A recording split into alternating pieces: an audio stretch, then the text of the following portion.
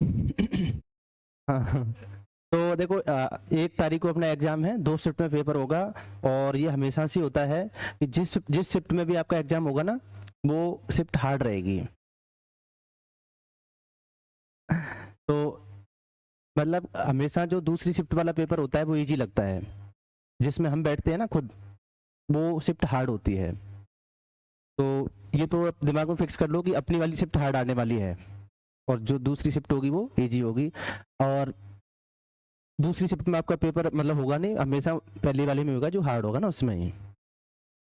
ठीक है ना, तो वो तो चलो ठीक है, बाद में नॉर्मलाइजेशन हो जाएगा ना, क्योंकि जैसे बच्चों को नहीं पता होता कि नॉर्मलाइजेशन कैसे होता है, तो वो क्या करते हैं, कई बच्चे बाहर आते ही ऐसे बोलते हैं कि पेपर बहुत हार्ड था हमारी शिफ्ट का। तो उनको लगता है कि शायद हमारी बात सुन के हमारी शिफ्ट को हार्ड मान लिया जाएगा, ताकि हमें बोनस मार्क्स मतलब कुछ नॉर्मलाइजेशन में मिलेंगे। लेकिन ऐसा नहीं होता है, आपके बोलने से कहने से कुछ नहीं होता है। जो बच्चों के मार्क्स आते हैं ना, उस हिसाब से नॉर्मलाइजेशन होता है। और दोनों शिफ्ट में लगभग इक्वल बच्चों का एग्जाम होता है ना, जितने भी बच्चे अपियर होंगे दोनों शिफ्ट में लगभग इक्वल रहेंगे। तो उसमें आपके कहने से उससे कुछ नहीं होने वाला। एग्जाम में मार्क्स क्या आ रहे हैं बच्चों के, है ना, उस शिफ्ट में, उस हिसाब से नॉर्मलाइजेशन होगा। तो आपको पता है कि अपना जो पेपर है उसमें 3 सेक्शन आने वाले हैं ना, ए सेक्शन, बी सेक्शन और सी सेक्शन। ए सेक्शन में कितने क्वेश्चन आने वाले हैं? 20। इसमें 50। और इसमें आएंगे आपके 75 क्वेश्चन आएंगे। अब जब भी आप एग्जाम में जाओगे तो सबसे पहले तो बढ़िया से है ना, पानी वानी पी के जाना है। और लोड बिल्कुल भी नहीं लेना है ना। ऐसा समझना है कि हर 6 महीने में एग्जाम होता है, मतलब इस एग्जाम को सीरियस नहीं लेना है ना बिल्कुल भी।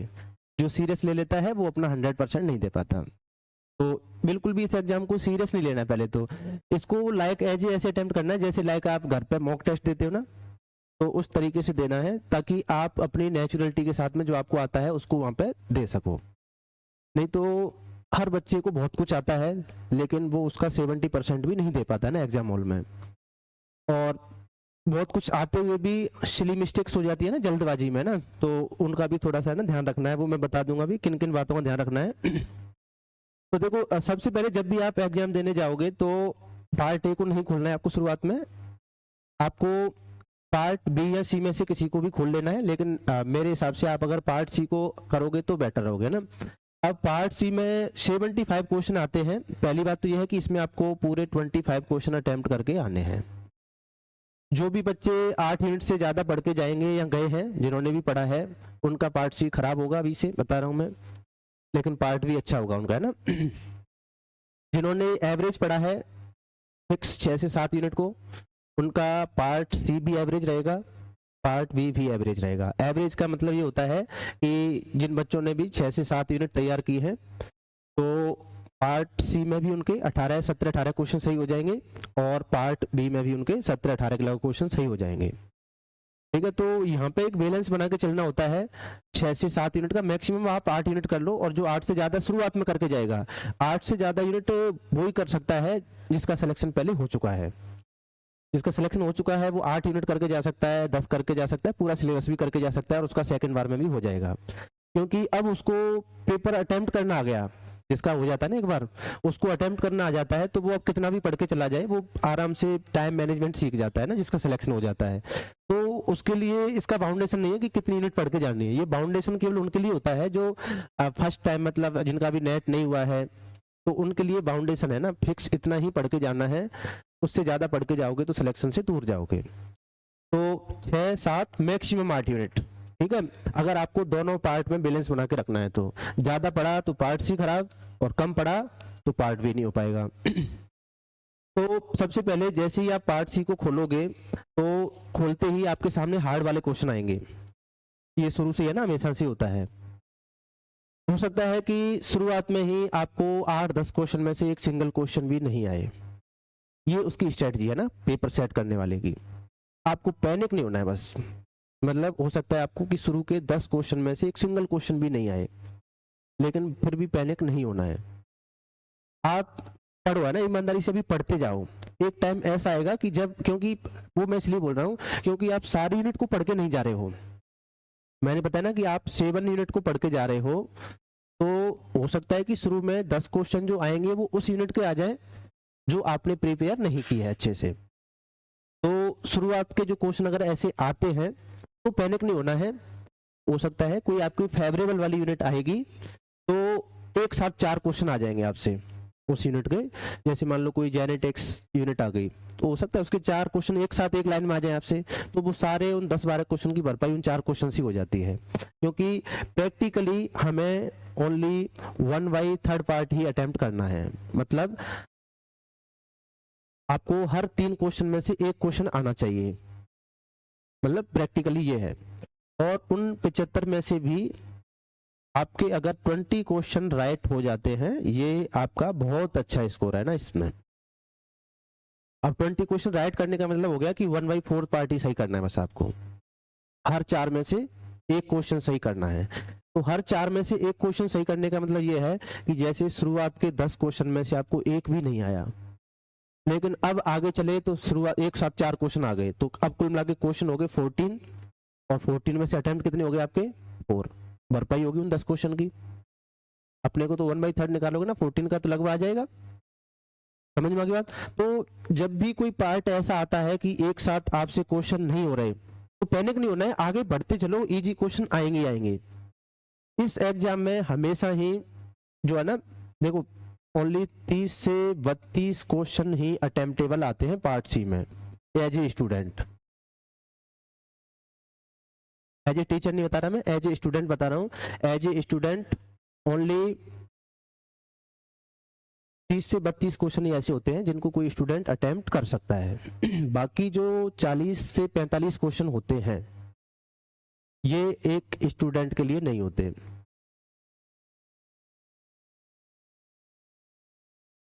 और ये मैं कोई एक सेशन की बात नहीं कर रहा हूं, ये हर सेशन में ऐसा ही होता है। अब होता क्या है कि अगर कोई भी स्टूडेंट इस वाले पार्ट पे फोकस करेगा तो ये एग्जाम कभी भी इजी होने वाला नहीं है। ये एग्जाम शुरू से ही बहुत हार्ड था, अभी भी हार्ड है और आगे भी हार्ड रहेगा अगर आप इस पोर्शन पे फोकस करोगे। अगर आप यहां पर फोकस करते हो तो ये एग्जाम दुनिया का सबसे इजी एग्जाम है और आगे भी इजी रहेगा। कोई भी एग्जाम को इजी और हार्ड बताता है वो केवल उस बेसिस पे बताता है कि जो वो 25 क्वेश्चन करके आया है वो कौन से करके आया है। समझ में आ गई बात। क्वेश्चन पेपर हमेशा इजी आता है, लेकिन वो इजी वाला पार्ट आपको ढूंढना पड़ेगा ना, वो आपको नहीं मिलेगा तो वो पेपर क्या हो जाएगा, हार्ड हो जाएगा। तो हमेशा इस वाले पार्ट पर फोकस करो। और ऐसा कभी नहीं हुआ कि 30-32 क्वेश्चन मतलब कभी कॉपी नोट्स में से उनमें से नहीं आते हो। ऐसे नहीं कि अपनी कोचिंग से इतने क्वेश्चन लगभग हर कहीं से आ जाते हैं। हम तो कम पढ़ाते हैं फ्री, मान लो ना, जो ज्यादा पढ़ाते हैं तो ज्यादा ही आते होंगे, ऑब्वियसली बात है ना। जो कंटेंट ज्यादा दे रहे हैं तो उनके लिए तो ये मतलब 35 से 40 भी आंकड़ा पहुंच जाएगा ना अटेम्प्टेबल क्वेश्चन का। लेकिन वहां पे वो रायता फैल जाता है, आपको बताया ना कि कंटेंट ज्यादा पढ़ लिया तो वो मिक्सअप हो जाता है, याद नहीं कर सकते आप, तो वहां वो दिक्कत हो जाती है। तो इतना तो हमेशा आता ही है ना 30-32 नंबर का। लेकिन एज ए स्टूडेंट वो आप कहाँ मिस्टेक कर रहे हो, आप गलत क्वेश्चन को पिकअप कर लेते हो, मतलब उस नॉन अटेम्प्टेबल वाले पार्ट में घुस जाते हो। तो जो क्वेश्चन आपको अटेम्प्ट नहीं करना चाहिए उसको अटेम्प्ट कर देते हो, जो करना चाहिए वो दिखता नहीं एग्जाम हॉल में। कोई भी स्टूडेंट अगर यहाँ पर फोकस कर लेगा, बहुत ईजी एग्जाम है ये। और आपको जो भी हार्ड वाला पार्ट आता है, मतलब देखो कभी भी, देखो मैं आपको रियल बता रहा हूँ कि इस एग्जाम में कभी भी नॉलेज की वजह से अपना सिलेक्शन नहीं रुकता, कभी भी हार्ड क्वेश्चन की वजह से अपना सिलेक्शन नहीं रुकता। हार्ड क्वेश्चन को तो आप छोड़ दोगे, सिलेक्शन किस वजह से रुकता है कि कुछ आप पढ़ के गए थे, उसमें से क्वेश्चन भी आया था और आप उसको गलत करके आ गए। क्योंकि जो हमने नहीं पढ़ा होता, जो हार्ड होता है, उसको तो हम अटेम्प्ट करते नहीं, तो उसमें तो नेगेटिव मार्किंग होगी नहीं। सिलेक्शन किस वजह से रुकता है, जो हमको आ रहा था, जो हम पढ़ के भी गए थे और उस पार्ट में से क्या करके आ गए, गलत करके आ गए बस। तो इस वजह से अपना सिलेक्शन रुकेगा। कभी भी नॉलेज, कम नॉलेज की वजह से, हार्ड क्वेश्चन की वजह से अपना सिलेक्शन नहीं रुकता है। उसको तो आप छोड़ ही देते हो ना भाई। 140-50 नंबर का कंटेंट तो हर कोई अटेम्प्ट करके आ रहा है इसमें, फिर भी नंबर 100 नहीं आ रहे, इसका मतलब गलत करके आया उसमें से। और अटेम्प्ट भी तो वो वही करके आया होगा ना जो वो पढ़ के गया है, तो उसमें से ऑब्वियसली बात है वो गलत करके आया है। तो आपको क्या करना है, जो भी आप करके जा रहे हो ईमानदारी से, बस कोशिश करनी है कि उसमें से गलत करके नहीं आना है। हार्ड है वो तो हार्ड रहेगा, वो अपने लिए अटेम्प्टेबल है ही नहीं, वो अपने काउंटिंग में ही नहीं है ना, इनको हम काउंटिंग में ले ही नहीं रहे हैं ना। अब आपको देखो करना क्या है, जब आप पार्ट सी को पढ़ोगे तो शुरुआत से बिल्कुल ध्यानपूर्वक नहीं पढ़ना है ना, आपको कोशिश करनी है कि with in half an hour जो है ना, मतलब आपका लगभग आधे घंटे में पूरा पार्ट सी एक बार आपकी नजरों के सामने से निकल जाए, मतलब आप एक बार पूरे उसको स्कैन कर पाओ ना पार्ट सी को, कि मतलब अपने लायक अटेम्प्टेबल क्वेश्चन कौन कौन से, मतलब ये पता कर पाओ आप। तो आपको क्या करते जाना है, जैसे आप 7 यूनिट तैयार करके गए हो, इस यूनिट का क्वेश्चन आता है तो उसको थोड़ी टाइम दो, पढ़ो, और आपको विद इन 1 मिनट से पहले आपको पता लग जाना चाहिए कि ये क्वेश्चन अपने लायक है या नहीं है। अगर अपनी यूनिट में से भी है ना वो, उन 7 यूनिट में से, तो विद इन 1 मिनट आपको पता लगना चाहिए कि ये क्वेश्चन अपने लायक है, अटेम्प्टेबल या नहीं है। अगर अटेम्प्टेबल है तो आप उसको पढ़ो, अटेम्प्टेबल नहीं लग रहा है तो उसको अभी आगे बढ़ो, कि हमें पूरा पार्ट सी एक बार देखना है आधे घंटे में। फिर इस दौरान जब आप जाओगे तो आपको ध्यान रखना है, हर बार 12 से 14 टेबल बेस्ड क्वेश्चन आते हैं मैच करने वाले। तो आपको क्या करते जाना है, जल्दी जल्दी उसको थोड़ा सा आगे बढ़ो, जो अपनी यूनिट का नहीं है उसमें टाइम वेस्ट नहीं करना है, आपको 2-3 वर्ड पढ़ते ही पता लग जाना चाहिए कि ये अपनी यूनिट में से नहीं है, तो आगे बढ़ो, उसको टाइम वेस्ट नहीं करना है ना।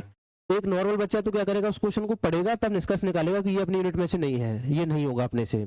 आपको 10 सेकंड में ही आपको पता लग जाना चाहिए कि ये अपनी यूनिट में से नहीं है, पढ़ना ही नहीं है इसको, अटेम्प्ट करना तो दूर की बात, पढ़ना ही नहीं है इस क्वेश्चन को। वो टाइम वेस्ट नहीं करना है ना 2 मिनट, उसमें उस टाइम को आप बचा पाओगे तभी तो टाइम मैनेजमेंट बैठ पाएगा आपका। तो जिस क्वेश्चन को जो आपकी यूनिट का नहीं है उसमें पढ़ने में टाइम वेस्ट ना करें ना फालतू में, आपसे होगा भी नहीं, वो तो रियलिटी, जब आप उस यूनिट को टारगेट करके नहीं गए हो तो पढ़ने में क्यों टाइम खराब कर रहे हो, जब आपसे होगा ही नहीं। तो वो 2 मिनट बचाए ना उस क्वेश्चन, ऐसे क्वेश्चन के, मतलब इनके टाइम बचाना है आपको ना इन क्वेश्चन का। तो जो 6 यूनिट आप नहीं करके जा रहे हो उनका टाइम आपको बचाना है 2-2 मिनट का ना हर क्वेश्चन का, तब जाके पूरा टाइम मैनेजमेंट बैठ पाएगा। अब आप जल्दी जल्दी बढ़ते जा रहे हो, बीच में 75 क्वेश्चन में से 10 क्वेश्चन हमेशा ऐसे आते हैं कि उनको कोई भी स्टूडेंट कर सकता है, जो भी कोचिंग की है ना इसने, कोई भी कर सकता है 10 क्वेश्चन है ना पार्ट सी में। तो जब भी आप आगे बढ़ रहे हो, कोई टेबल बेस्ड क्वेश्चन आ गया, जैसे आप प्लांट फिजियोलॉजी अच्छे से करके गए हो, कोई हार्मोन का मैच करने वाला क्वेश्चन आ गया, ऐसा कोई मैच करने वाला क्वेश्चन आता है उसको वहीं अटेम्प्ट कर दो आप। जब आप आगे बढ़ रहे हो ना, ऐसे जल्दी जल्दी पेपर रीड कर रहे हो, इजी जो टेबल बेस्ड मैच करने वाले फैक्चुअल क्वेश्चन, जो आपको डेटा डायरेक्ट याद हो, उन क्वेश्चन को वहीं पर अटेम्प्ट कर दो। और हमेशा 10 क्वेश्चन ऐसे आते हैं, फिक्स है, बिल्कुल इजी वाले 10 क्वेश्चन आते हैं ना, उनको कोई भी कोचिंग किया हुआ स्टूडेंट कर सकता है, ऐसे नहीं कि अपनी कोचिंग का, कहीं से भी कोचिंग की हो किसी भी बच्चे ने उस क्वेश्चन को अटेम्प्ट कर सकता है ना, उन 10 क्वेश्चन को। तो जब भी आप पढ़ रहे हो ऐसा क्वेश्चन आता है वहीं अटेम्प्ट कर दो उसको। फिर फाइनली पहुंचते पहुंचते आपके जब 75 क्वेश्चन होंगे तो आपको आधा घंटा, 40 मिनट, 45 मिनट लग जाएंगे। अब आपको एक आइडिया हो गया कि अपने जो है ना पेपर किस लेवल का है एक्चुअल में, और अपने से हो पाएगा नहीं, लेकिन आपके 10 क्वेश्चन हो गए उस विजिट में, फर्स्ट विजिट में 10 क्वेश्चन। अब उन 10 क्वेश्चन से आपको इतना कॉन्फिडेंस आ जाएगा कि 10 क्वेश्चन तो अपने हो गए, और अपने को अब बाकी बचे 65 उनमें से करने कितने, 65 नहीं बचे एक्चुअल में, क्योंकि हमें 30 से 35 क्वेश्चन ही सिलेक्ट करने हैं बस, है ना, टाइम टेबल मैक्सिमम 38-40, इससे ज्यादा सेलेक्ट नहीं करने हैं ना पढ़ने के लिए। 30 क्वेश्चन तो ऐसे होने चाहिए जो मतलब आप रीड नहीं करो उनको। अब आपको एक कॉन्फिडेंस आना चाहिए कि 10 क्वेश्चन तो अपने सही हो गए, और अगर पार्ट सी में 18 क्वेश्चन सही हो जाते तो सिलेक्शन हो जाता है।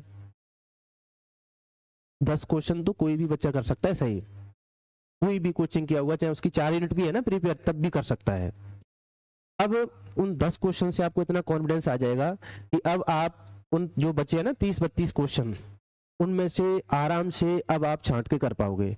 लेकिन जब आप शुरुआत में ही अब 15-20 क्वेश्चन में से नहीं होता है ना, टाइम भी खराब हो जाता है, तो अपना दिमाग क्या है फिर काम करना बंद कर देता है। शुरू के 15 क्वेश्चन पढ़े, उनमें से कुछ नहीं आया, आपको टाइम खराब हो गया आधे घंटे से ज्यादा, तो अब आप पैनिक हो जाते हो। अब उस चक्कर में क्या होता है कि आप जल्दी जल्दी आगे बढ़ते हो ना, तो इजी क्वेश्चन जो है ना वो आपको दिख ही नहीं पाते, सबसे बड़ी दिक्कत ये होती है। तो आपको करना क्या है, उन 10 क्वेश्चन को पहले ही टारगेट कर लेना है, ऐसे क्वेश्चन को जो है ना जिनमें फर्स्ट अटेम्प्ट में ही हो सकते हैं, ऐसे हमेशा आते हैं ना, ये फिक्स बात है, 10 क्वेश्चन फर्स्ट अटेम्प्ट में ही आपसे हो जाने चाहिए। फिर अब उसका आप सेकंड राउंड चलोगे ना उस पर, तो उसमें आपको वही 15 मतलब जो आपने सेलेक्ट किए थे उसमें से 15 क्वेश्चन अटेम्प्ट करने और इसमें पूरे ही 25 करके आने हैं हर स्टूडेंट को, है ना, क्योंकि इतना आ जाता है इसमें से।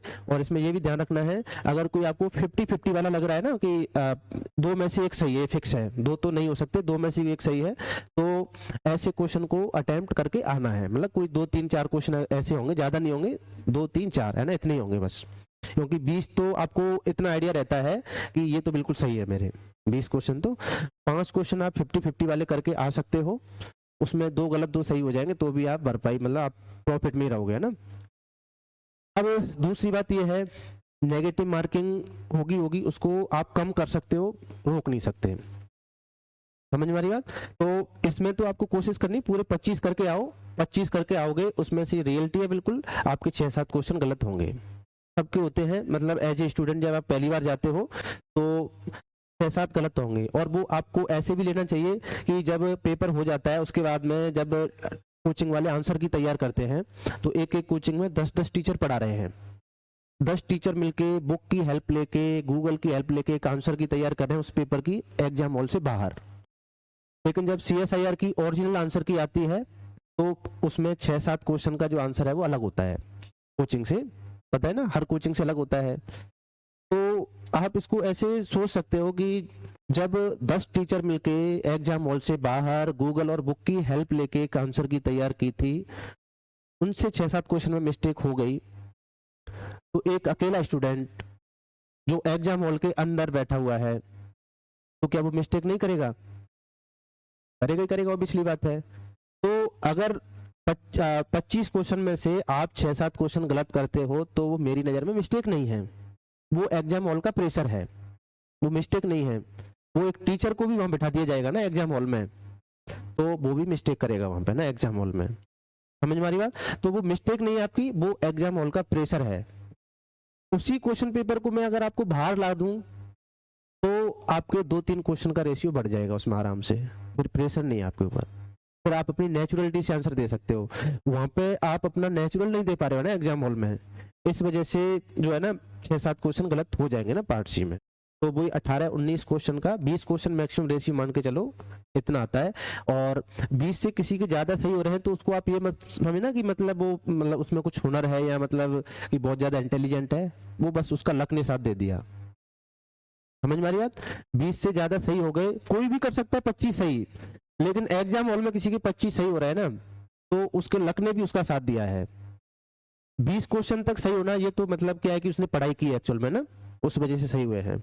20 से ज्यादा सही हो रहे हैं तो उसकी नॉलेज के साथ साथ उसके लक ने भी साथ दिया है, तब जाके सही हुए हैं, नहीं तो सिली मिस्टेक होती है ना, हो जाती है, किसी से भी हो जाती है, तो उसको माइंड नहीं करना है, लेकिन अटेम्प्ट पूरे 25 ही करने हैं इसमें, ये ध्यान रखना है आपको, है ना। फिर उसके बाद में इसमें थोड़ा सा ये भी ध्यान रखना है कि कहीं जो कुछ ऐसे क्वेश्चन आते हैं कि नीचे लिखा होता है नॉट ट्रू, तो ये वर्ड्स पे थोड़ा सा है ना ध्यान रखना है आपको कि रॉन्ग वाले स्टेटमेंट पूछे हैं या राइट वाले स्टेटमेंट पूछे हैं, ठीक है। ये पार्ट सी जो है इसमें आप एवरेज 1 घंटा 45 मिनट से लेके और 1 घंटा 55 मिनट तक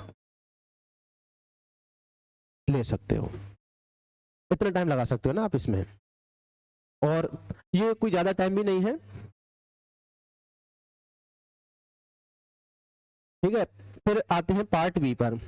पार्ट बी जो है इसमें कोई रॉकेट साइंस नहीं लगती, इसमें आप जितना ज्यादा पढ़ के गए होंगे वो नॉलेज यहाँ पर काम आएगी, और जितना ज्यादा पढ़ के गए होंगे वो यहाँ पर आपको नेगेटिव इम्पैक्ट करेगा, यहाँ पे आपका टाइम मैनेजमेंट खराब करेगा ज्यादा नॉलेज पार्ट सी में, और यहाँ पर आपको प्रॉफिट देगा पार्ट बी में, यहाँ पे नॉलेज काम आएगी ना पार्ट बी में। तो इसलिए तो है कि अपने को एक बैलेंस बना के चलना है कि उतनी यूनिट तैयार करके जानी है कि अपना पार्ट बी का भी काम निकल जाए और पार्ट सी का भी निकल जाए। पार्ट सी टाइम मैनेजमेंट मतलब जो ज्यादा नॉलेज है पार्ट सी के टाइम मैनेजमेंट को खराब कर देती है। हर क्वेश्चन को पढ़ने की कोशिश करोगे आप फालतू में, 2 मिनट लगाओगे उसमें, कोई आपको पता है 75 क्वेश्चन में 150 मिनट तो ऐसी लग जाएंगे आपकी, है ना। एक क्वेश्चन में 2 मिनट दोगे, पूरा टाइम कितना है अपना 180 मिनट का, तो टाइम मैनेजमेंट बिगड़ेगा नहीं बिगड़ेगा? बिगड़ना है टाइम मैनेजमेंट तो फिर, तो इसलिए इसमें कोई रॉकेट साइंस नहीं है, पढ़ते जाओ, आ रहा है अटेम्प्ट करते जाओ, नहीं आ रहा है आगे बढ़ो। एक क्वेश्चन में 1 मिनट का टाइम लगाना है पार्ट बी में, बस ज़्यादा टाइम नहीं लगना चाहिए। तो ये जो आपका पार्ट बी है इसमें मतलब डिपेंड करता है ना एग्जाम कैसा है, उस हिसाब से आपको क्वेश्चन अटेम्प्ट करके आने होते हैं ना। तो इसमें आप 20 से लेके 30 के बीच में जो भी अपनी श्रद्धा अनुसार क्वेश्चन अटेम्प्ट कर सकते हो। क्या? हाँ 35 करने होते हैं इसमें 50 में से, है ना। लेकिन आपको कितने करके आने हैं? 20 से लेके 30 क्वेश्चन, वो डिपेंड करता है एग्जाम के उस पर ना, कैसा है, इजी है, हार्ड है, कैसा है। तो आपको 20 से 30 के बीच में ना क्वेश्चन अटेम्प्ट करके आने हैं इसमें। और इसमें टाइम खराब नहीं करना है बस आपको ना, इस वाले पार्ट में। इसको आ रहा है तो पढ़ो, मतलब उसको रीड करो, आंसर कर दो वही टिक, और नहीं आ रहा है तो आगे बढ़ते जाओ। अभी नहीं आ रहा वो आगे भी नहीं आएगा। समझ में आ रही बात? आप सोचो कि अभी पूरा पेपर अटेम्प्ट करके इसमें दिमाग लगाऊंगा आ जाएगा, तो नहीं आएगा। इसमें कोई दिमाग लगाने वाला क्वेश्चन आता नहीं है पार्ट बी में। इसमें तो फैक्चुअल क्वेश्चन आएंगे, आ रहा है तो उसी टाइम पे आ जाएगा, नहीं आ रहा है तो टाइम खराब क्यों करना, आगे बढ़ते जाओ बस। तो इसमें आपका जो एवरेज है वो 20 से 30 के बीच में रहना चाहिए। इतना अगर आप करके आते हो और 18-20 क्वेश्चन सही हो जाते हैं, बहुत अच्छा स्कोर है ना ये। इसमें मैंने आपको बता दिया ऑल 25 अटेम्प्ट करने हैं।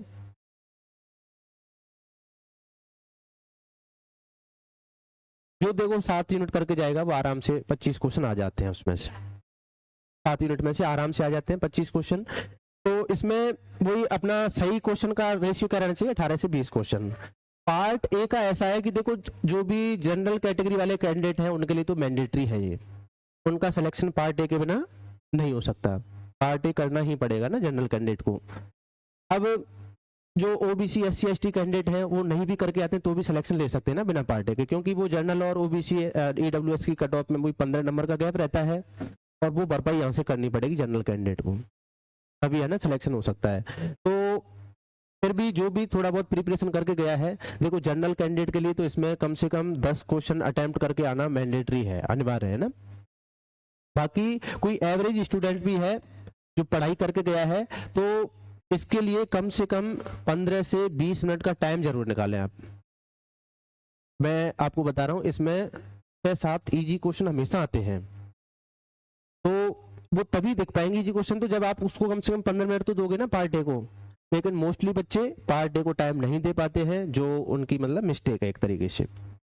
तो ये कोशिश करें कि 1 घंटा 45 मिनट से 55 मिनट का टाइम इसमें लगाना है, और इसमें आपका 50 से लेके 55 मिनट का टाइम लगना चाहिए। इसमें ज़्यादा टाइम खराब नहीं करना है पार्ट बी में। बाकी जो आपका 15 से 20 मिनट का टाइम बचेगा वो आपको कहाँ पर लगाना है? पार्ट ए में लगाना है। और मैं हर कैंडिडेट से बोल रहा हूँ कि एक बार पार्ट ए को 15 मिनट देख के देखो, है ना, आपको 6-7 इजी मिल जाएंगे क्वेश्चन। हर बार आते हैं लेकिन जब आप उसको पढ़ोगे ही नहीं तो वो आपको दिखेंगे कहाँ से। तो इसको टाइम जरूर देना है ना 15 से 20 मिनट का। तो टाइम मैनेजमेंट का तो देखो ऐसा है, ये मैंने आपको टाइम बता दिया तीनों पार्ट का, इतना टाइम इसमें लगा सकते हो, 2 घंटे से ज़्यादा नहीं लगाने ना इस पार्ट में। इसमें 50 मिनट से 1 घंटा तक आप लगा सकते हो, लेकिन कैसे भी मैनेज करो इन दोनों को, इसके लिए 15 मिनट आपको कम से कम बचा के रखने हैं। इसमें 20 में से 15 क्वेश्चन आपको करने होते हैं, लेकिन ये कोई जरूरी नहीं कि आप 15 ही करके आओ, इसमें सबके लिए अलग अलग होता है। जैसे इनमें तो मैंने बता दिया, इसमें सबके लिए अलग अलग, कोई बिल्कुल तैयारी करके नहीं गया है तो वो तो 1-2 क्वेश्चन ही करके आएगा, और कोई तैयारी करके गया है तो वो 7-8-10 क्वेश्चन तक करके आ सकता है ना। अब जैसे मैं खुद की बताऊं तो मैं तो इसमें कम से कम 45 से 50 मिनट का टाइम देता हूँ पार्ट ए में, और मैं पहले जाके पार्ट ए ही करता हूँ। लेकिन आप करोगे तो आपका तो पूरा पेपर ही खराब हो जाएगा ना, क्योंकि अपने को यहाँ फिक्स है, मेरे को तो यहाँ पे केवल 30 क्वेश्चन ही रीड करने होते हैं बस। आपको तो ज्यादा रीड करने पड़ेंगे, हाँ पता लग जाता है ना सिंगल वर्ड देखते ही कि अपना है या नहीं है करने लायक। अब आपको उस चीज में तो टाइम लग जाता है पूरा पता करने में ही कि ये क्वेश्चन अटेम्प्टेबल है या नहीं है। इन बातों का ना विशेष ध्यान रखना है। और जब भी आप एग्जाम हॉल में जाओगे, ये तो पेपर वाली बात हो गई, मतलब पेपर यही बताना चाह रहा हूँ मैं कि पेपर हार्ड नहीं आता, उसमें टाइम मैनेजमेंट का रोल है, नॉलेज का कोई खास रोल नहीं है। नॉलेज बस आपके पार्ट बी में काम आ सकती है, और सिलेक्शन अपना पार्ट सी से होता है। समझ में आ रही बात? नॉलेज पार्ट बी के लिए है, लेकिन सिलेक्शन कौन करवाएगा? पार्ट सी करवाएगा। अब अगर एवरेज रफली बात कर ली जाए तो देखो आप लगभग 18 क्वेश्चन इसमें सही कर दो, 18 क्वेश्चन इसमें सही कर दो और 5 क्वेश्चन इसमें सही कर दो। 18 चौके 72, 72 में से 7 घटाओगे तो 65 बचेंगे। 18 दूनी 36 और उसमें 2 नंबर नेगेटिव के भी घटा लो तो 32 नंबर और 10 नंबर ये, तो ये आपका 65 और 32 97 और 107, मतलब जो 110 नंबर स्कोर है ना, वो एक आइडियल स्कोर है जनरल कैंडिडेट के लिए। समझ में आ गई बात? तो इतना आपको इतना कर लेते हो ना, 18 क्वेश्चन सही, इसमें 5 इसमें सही कर लेते हो। अगर कोई जनरल कैंडिडेट है तो इसमें 2 क्वेश्चन और बढ़ा लो, सिलेक्शन हो जाएगा बस। जीआरएफ मतलब एक्चुअल में ही बहुत इजी है सिलेक्शन लेना, कोई हार्ड नहीं है। क्योंकि देखो अभी तक मैंने अपने करियर में ऐसे ऐसे बच्चों को सिलेक्शन लेते हुए देखा है ना, जीआरएफ निकालते हुए। तो मतलब पढ़ने में इंटेलिजेंट नहीं, एक एवरेज बच्चा बस। जैसे आपने कई बार कहानी सुनी होगी ना कि जैसे जब पत्थर पे भी रस्सी को बार बार घिसा जाता है ना तो पत्थर पे निशान बन जाते हैं ना, इतने कठोर पत्थर पे। तो वही वाली बात है कि जब आप कंटिन्यू पढ़ते हो ना रेगुलरली से, तो कोई भी सिलेक्शन ले सकता है इसमें। और ऐसे बच्चों का हुआ है अपनी आंखों के सामने, और बहुत सारे इंटेलिजेंट बच्चे ऐसे हैं जिनका नहीं हुआ, क्योंकि उन्होंने मेहनत नहीं की उस हिसाब से उतनी, कभी बीच में छोड़ दी, कभी शुरुआत में ज्यादा कर ली, एंड में छोड़ दी किसी ने। और जो रेगुलरिटी से लगा रहा तो एक एवरेज बच्चे का भी हो गया। नहीं करेगा तो वो इंटेलिजेंट भी हो, तो नहीं होगा तो नहीं होगा, उसमें क्या है। तो सिलेक्शन लेना बहुत आसान है। अब देखो और किन किन बातों का ध्यान रखना है। जब भी आप पेपर देने जाओगे तो अपना एडमिट कार्ड, आपका 2 फोटो, ओरिजिनल आधार कार्ड, एक पेन भी लेके जाना। कई बार दे भी देते नहीं भी देते हैं ना, तो ये पेन लिखने के लिए, हाँ रफ वर्क के लिए, तो ये इतना ध्यान रखना, ये लेके जाना है। और जब वहां पे आप जाओगे तो एग्जाम अटेम्प्ट करते समय क्या क्या सावधानी बरतनी है ये थोड़ा सा मैं बता दूं आपको। जब भी आप किसी, जैसे वहां पर अगर लैंग्वेज वगैरह पूछता है आपसे, तो वहां पर आपको इंग्लिश सेलेक्ट करनी है, चूज करने का अगर ऑप्शन आता है तो, है ना। इससे क्या होगा कि पूरा पेपर आपके सामने इंग्लिश में खुल जाएगा। फिर कोई पर्टिकुलर क्वेश्चन आपको हिंदी में देखना है तो वो वहां पे ऊपर ऑप्शन आता है ना, उसको हिंदी में देखने का। हिंदी सेलेक्ट नहीं करनी है, नहीं तो हर क्वेश्चन हिंदी में आएगा, फिर आप दिक्कत हो जाएगी, क्योंकि हिंदी में आप रीड नहीं कर पाओगे क्वेश्चन पेपर को। आप सोच रहे हो ना कि हमें हिंदी अच्छे से आती है, वहां पे आपको पता लग जाएगा कि आपकी इंग्लिश कितनी अच्छी है हिंदी से, है ना। तो ये गलती नहीं करनी है ना, मतलब आप ऑप्शन आता है तो इंग्लिश सेलेक्ट कर रहे हैं, वहां पे पर्टिकुलर क्वेश्चन आप हिंदी में देख सकते हैं। पार्ट ए को पूरे को हिंदी में ही पढ़ के करना है। पार्ट ए जो होता है वो उसकी, हाँ अपने अपने हाथ में रहता है ना चेंज करने का। तो पार्ट ए जो होता है उसको आपको हिंदी में पढ़ के ही करना है। उसके लैंग्वेज अच्छी आती है ना पार्ट ए की, हिंदी वाली, है ना, मैथमेटिक्स रीजनिंग वाली, तो इसको हिंदी में करें। दूसरा क्या ध्यान रखना है, ये कुछ इंपॉर्टेंट बातें मैं आपको बता रहा हूँ, जो बहुत सारे बच्चों का सिलेक्शन है ना रुक गया है इस वजह से। ये जो आपकी कंप्यूटर की स्क्रीन होगी ना, तो क्या होता है कि इस पर एक क्वेश्चन पूरा आ नहीं पाता है कई बार, है ना, आपको स्क्रॉल करना पड़ता है माउस से, है ना, ऐसे नहीं आता। हाँ तो पूरा एक उस पर कंप्यूटर की स्क्रीन पर पेपर आ नहीं पाएगा पूरा, तो आपको स्क्रॉल करना पड़ेगा। तो कुछ पार्ट ऊपर चला जाएगा क्वेश्चन का, फिर नीचे वाला आ जाएगा उसका बचा हुआ। दूसरा उसमें छोटा बड़ा करने का ऑप्शन भी आता है ना, तो ये बता रहा हूँ मैं, बच्चों को पता नहीं होता जो फर्स्ट टाइम जाते हैं ना, तो फॉन्ट को छोटा बड़ा करने का ऑप्शन भी आता है। तो आप कोशिश करें कि फॉन्ट छोटा कर लें, तो क्वेश्चन फिर एक उस पर ही आ जाएगा पूरा। फॉन्ट को बड़ा रखोगे तो पूरा क्वेश्चन एक बार में नहीं आ पाएगा स्क्रीन पे। तो थोड़ा सा फॉन्ट को छोटा कर ले, ऑप्शन आता है वहां पर छोटा बड़ा करने का, तो उससे क्या होगा कि पेप वो छोटा हो जाएगा साइज, वो आपको पता लग जाएगा। मैं बता रहा हूँ ना, अब आप ट्राई करोगे तो पता लग जाएगा, लेकिन आपको पता ही नहीं कैसा होता है तो ट्राई भी नहीं करोगे। तो ट्राई करोगे वहां पे आपको पता लग जाएगा ना, तो उससे क्या होगा कि एक क्वेश्चन पूरा आपकी स्क्रीन पे आ जाएगा। नहीं तो फिर दिक्कत क्या होती है, कई बार ऐसा कर देता है कि इंग्लिश में क्वेश्चन, हिंदी में क्वेश्चन, इंग्लिश में ऑप्शन, हिंदी में ऑप्शन। तो अब जब आपके सामने इंग्लिश का क्वेश्चन खुला हुआ है तो आपके सामने ऑप्शन जो है हिंदी वाले खुले हुए हैं, ये हो जाता है। जैसे ये इंग्लिश का क्वेश्चन, ये क्वेश्चन हिंदी का, ये ऑप्शन इंग्लिश के और ये ऑप्शन हिंदी के, ऐसे हुआ। तो जब आपके सामने इंग्लिश का क्वेश्चन है तो उसके सामने हिंदी वाला क्वेश्चन होगा, फिर जब आप स्क्रॉल करोगे तो इंग्लिश वाला क्वेश्चन गायब और क्या निकल के आ जाएगा, क्वेश्चन हिंदी में होगा और ऑप्शन इंग्लिश में होंगे। तो ऐसे दिमाग खराब हो जाता है ना कई स्टूडेंट का। तो शायद पिछली बार तो इन्होंने इम्प्रूव कर दिया था इस कमी को, आगे का पता नहीं है ना। तो ये ध्यान रखना है। दूसरा क्या, कई बार तो ऐसे लिख देते हैं ऐसे बाइलिंगुअल, कई बार ओनली इंग्लिश का एक साथ बनाते हैं और हिंदी का पूरा एक साथ। तो आप जो इंग्लिश वाला वो इंग्लिश वाला ही आएगा, उसके सामने हिंदी वाले के सामने पूरा हिंदी वाला आएगा। लेकिन ऑप्शन दे देते हैं उनको कि इंग्लिश वाला किसी क्वेश्चन को हिंदी में देखना चाहता है तो उस पर्टिकुलर क्वेश्चन पे यहाँ पे ऐसे लैंग्वेज लिखा हुआ आता है, उस पर सेलेक्ट करके वो उस क्वेश्चन को हिंदी में भी देख सकता है। तो वो सही रहता है ना ये वाला, मतलब अपने हिसाब से चूज करने का। ठीक है। फिर उसके बाद में जो दूसरी सबसे बड़ी मिस्टेक क्या होती है, इस एग्जाम कई लैब ऐसी हैं जिनमें बहुत महीनों बाद सेंटर आते हैं, तो आपको माउस कंप्यूटर धूल जमे हुए मिलेंगे ना, ऐसे होते हैं, माउस काम कर रहा होगा नहीं कर रहा होगा। तो वहां पर क्या होता है कि जैसे आपने फर्स्ट नंबर का क्वेश्चन रीड कर लिया, फिर यहाँ पे आप नेक्स्ट करोगे तो माउस काम ही नहीं करेगा, फिर आप दूसरी बार नेक्स्ट करोगे, माउस फिर काम नहीं किया, फिर आप तीसरी बार नेक्स्ट करोगे, सीधा चौथा नंबर का क्वेश्चन आपके सामने आ जाएगा, मतलब तीनों बार का एक बार काम कर जाएगा वो। अब आप यहाँ ध्यान देते नहीं हो कि कौन से नंबर का क्वेश्चन आ गया है, आप तो बस क्वेश्चन पे फोकस कर रहे हो, क्वेश्चन आ गया, बस क्वेश्चन पढ़ने में लग गए, लेकिन ये ध्यान नहीं दिया आपने कि फर्स्ट से सीधा 4 वाला क्वेश्चन आ गया है, बीच में 2 क्वेश्चन स्किप हो गए, वो आए ही नहीं आपके सामने।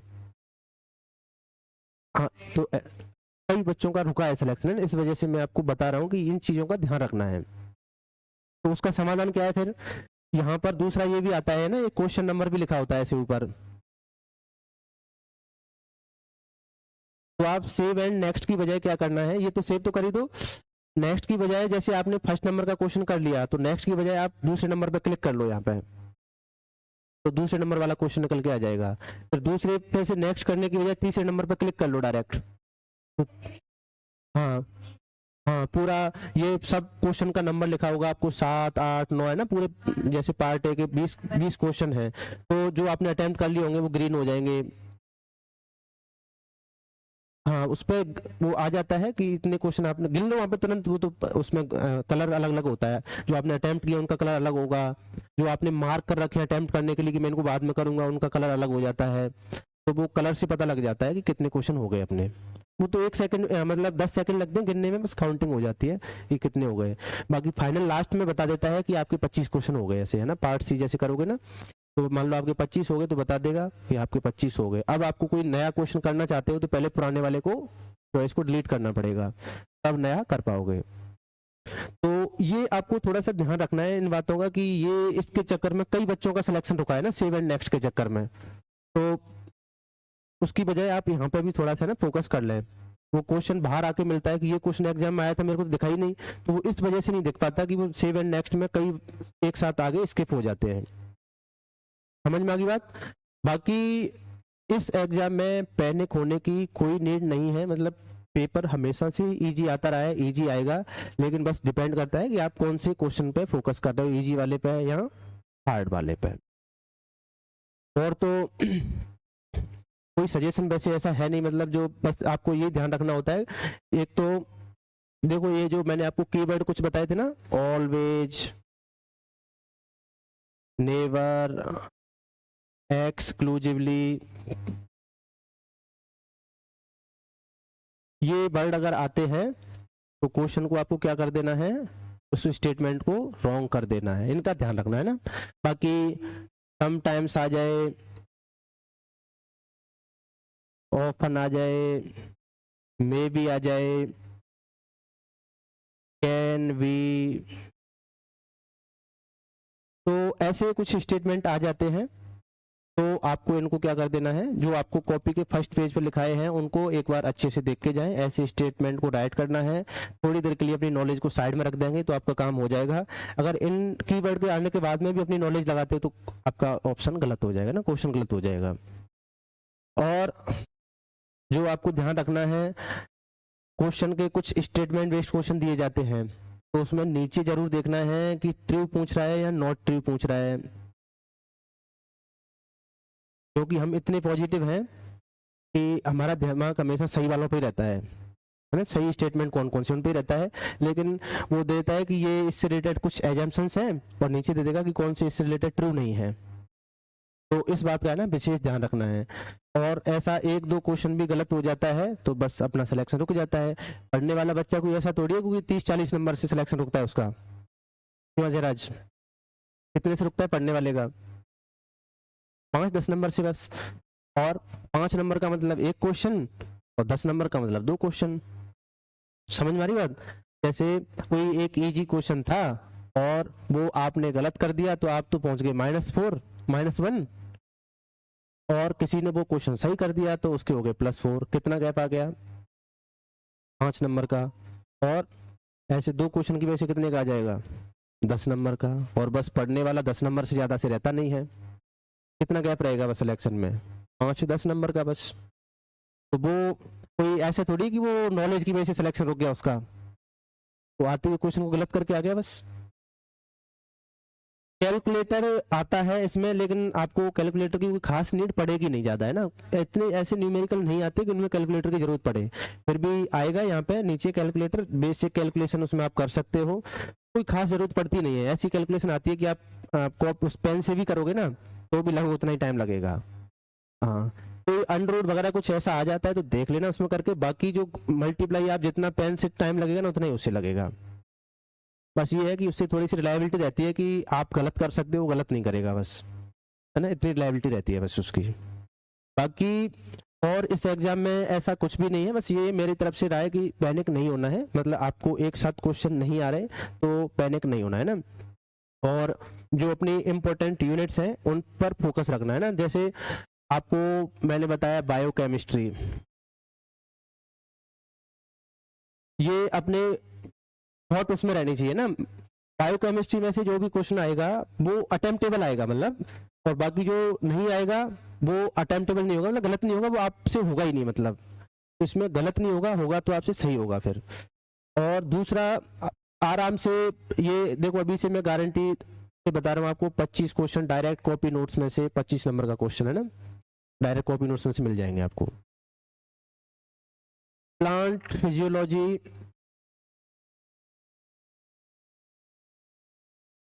30 नंबर की आपको डायरेक्ट कॉपी नोट्स में से मिलेगी ये प्लांट फिजियोलॉजी, है ना। फिर उसके बाद में आपकी डेब bio,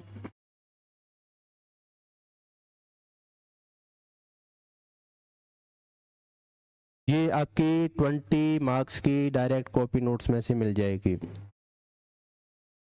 biochemistry, plant physio, development biology और जेनेटिक्स,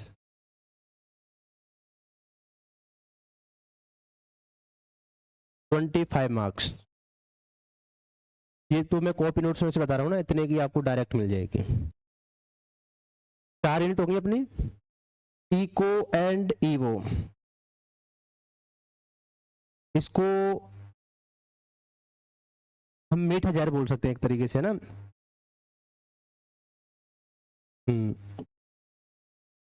स्वीट पॉइजन है, स्वीट पॉइजन इसलिए है, ये इको और ईवो अगर हम बात करें तो वैसे तो ये 80 से 90 नंबर का आता है पूरा कॉम्बिनेशन इसका, एक बार 96 नंबर का डाला हुआ है ना इको और ईवो को, 96 मार्क्स का।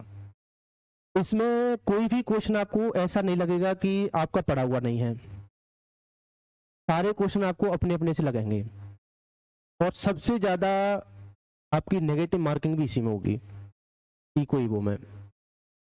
तो मेरी तरफ से इस इको ईवो में सजेशन यही है कि आप दोनों को मिला के ज्यादा से ज्यादा 25 मार्क्स का ही अटेम्प्ट करके आए बस मैक्सिमम।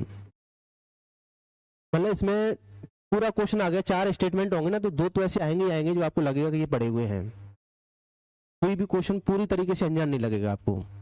तो इस तरीके से स्वीट पॉइजन है ना, तो इसमें ध्यान रखना है कितना भी नंबर का है उससे अपने को फर्क नहीं पड़ता, आप मैक्सिमम 25 नंबर का ही करके आए इसमें बस। और उसमें भी जैसे कोशिश करें, जैसे मैंने आपको जैसे टॉपिक बताया था उसमें भी, इनमें कोई टॉपिक स्पेशल नहीं है ना, सारा पूरा करके जाना है। जो ऊपर की 4 यूनिट है ना, इनमें कोई कुछ स्पेशल नहीं है, पूरा का पूरा इंपॉर्टेंट है ना सब कुछ।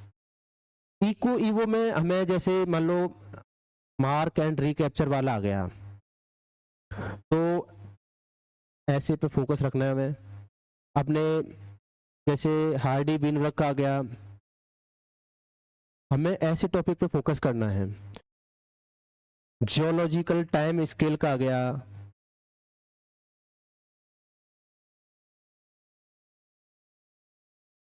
पॉपुलेशन जेनेटिक्स में पॉपुलेशन जो इकोलॉजी है ना, उसमें से न्यूमेरिकल आएगा। हमें ऐसे क्वेश्चन को टारगेट करना है इसमें, समझ में आ गई बात?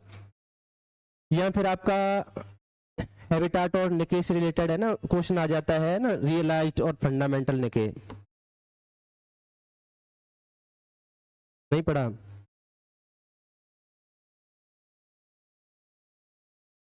मतलब आपको समझ में आ गया, बहुत बड़ा पार्ट है ये, लेकिन आपको ऐसे टॉपिक को फोकस करना है, ऐसे टॉपिक के क्वेश्चन पे, इसमें से गलत नहीं होगा आपसे।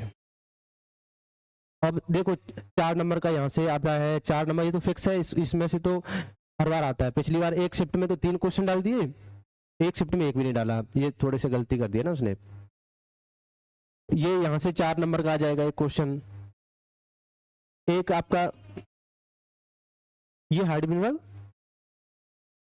ये एक पेज में तो नहीं होगा क्योंकि क्वेश्चन भी तो लगाने पड़ेंगे। क्वेश्चन थ्योरी तो एक पेज की, लेकिन क्वेश्चन लगाने पड़ेंगे सारे, तो करीब 4-5 घंटे का मान के चलो ना हार्डविनवर्ग को, क्वेश्चन समेत। क्वेश्चन जरूरी है ना इसमें।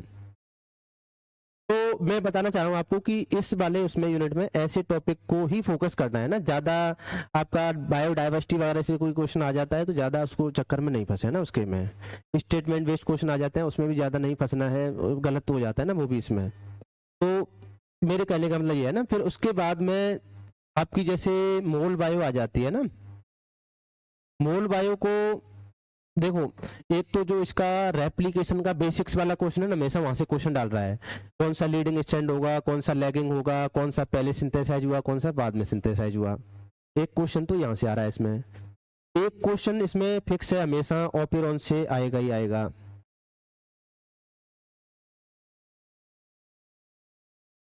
ओपेरॉन से फिक्स है, एक क्वेश्चन आएगा। एक क्वेश्चन आपका फिक्स है, एक क्या 2-3 भी आ सकते हैं ना, क्रोमेटिन रीमॉडलिंग से, यहाँ से आ जाएगा ना एक क्वेश्चन। फिर इसके अलावा जैसे ट्रांसलेशन में जो टेबल है ना उसकी जेनेटिक कोडॉन की, उस पर कोई एप्लीकेशन बेस्ड क्वेश्चन आएगा, चाहे जैसे वोबल हाइपोथेसिस का आ जाए, कोई ऐसे रिलेटेड क्वेश्चन डालेगा ना उससे। तो ये फिक्स है, मतलब आप पूरे मूल बायो को करके नहीं जा रहे हो तो एक इसमें आरएनए प्रोसेसिंग से क्वेश्चन फिक्स है ना, वहां से आएगा ही आएगा। ऐसे टॉपिक पे हमें फोकस करना है बस। फिर इसके बाद में देखो सेल बायोलॉजी है, सेल बायो में आपका देखो मेम्ब्रेन ट्रांसपोर्ट फिक्स है एक क्वेश्चन, डिफ्यूजन से आ जाए कहीं से भी आ जाए ना, मेम्ब्रेन ट्रांसपोर्ट से एक क्वेश्चन आएगा। एक क्वेश्चन आपका प्रोटीन टारगेटिंग या सॉर्टिंग है ना, तो उसमें जो न्यूक्लियर ट्रांसपोर्टेशन है वहां से आता है।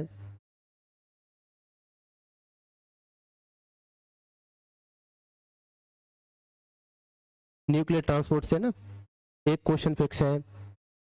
सिग्नलिंग पूरी पूरी है ना, 10-12 पेज जो भी है वो करके जानी है, 12-13 नंबर का फिक्स है, वहां से आ जाएगा। सिग्नलिंग है ना, ज्यादा नहीं, 10-12 पेज है बस। सेल साइकिल में जो सेल डिवीजन वाला है ना, उसमें स्पेशल जो चेक पॉइंट है वहां से क्वेश्चन आ जाएगा।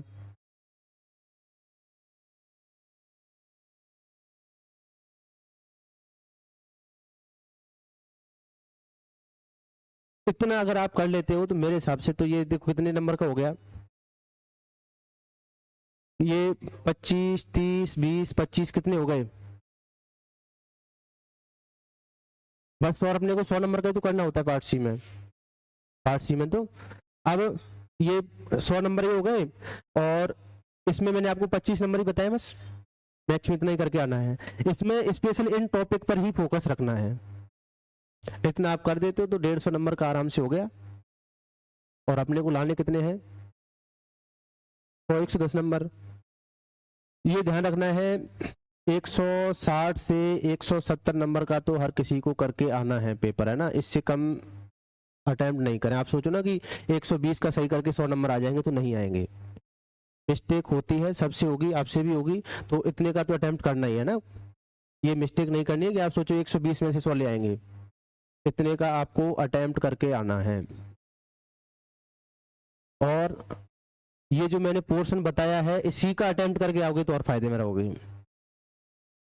मतलब ये मैंने स्कोरिंग वाला पोर्शन बताया आपको, इसके अलावा कुछ करोगे तो उसमें गलती होने की संभावना रहेगी। एनिमल फिजियोलॉजी में जैसे एंडोक्राइन हो गया, बहुत अच्छे से पढ़ाया आपको, और वहां से क्वेश्चन आने की पूरी पूरी संभावना रहेगी। 2 या 3 क्वेश्चन आ जाएंगे ना एंडोक्राइन से, तो ये आप एंडोक्राइन सिस्टम है ना, यहाँ पे लिख सकते हो।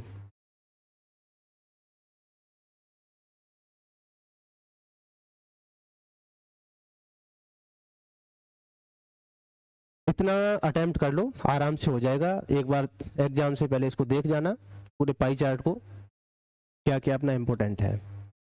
ये 4 यूनिट से ही कोई बच्चा सिलेक्शन ले सकता है, ओनली 4 यूनिट से।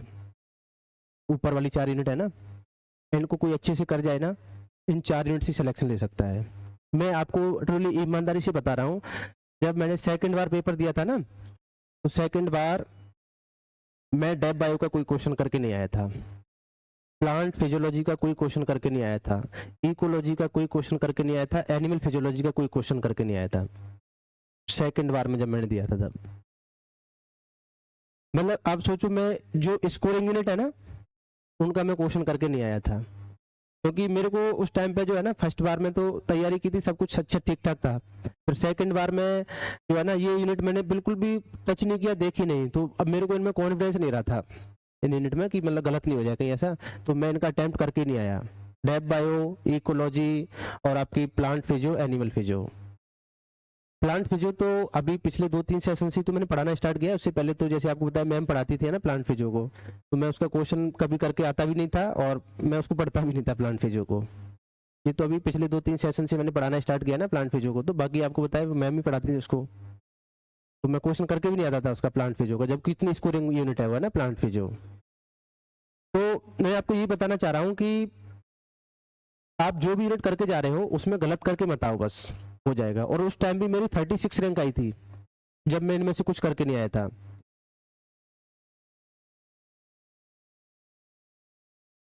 जब इन 4 यूनिट का क्वेश्चन में टच करके भी नहीं आया था, देख लो।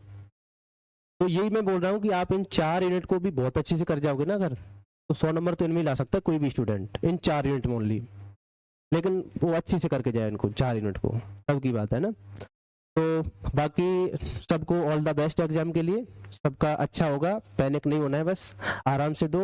और नहीं भी होगा तो आपको बताया फिर जून या जुलाई में फिर से होने वाला है एग्जाम जून जुलाई में फिर से होगा। ये कोई कुंभ का मेला तो है नहीं जो 12 साल बाद में आएगा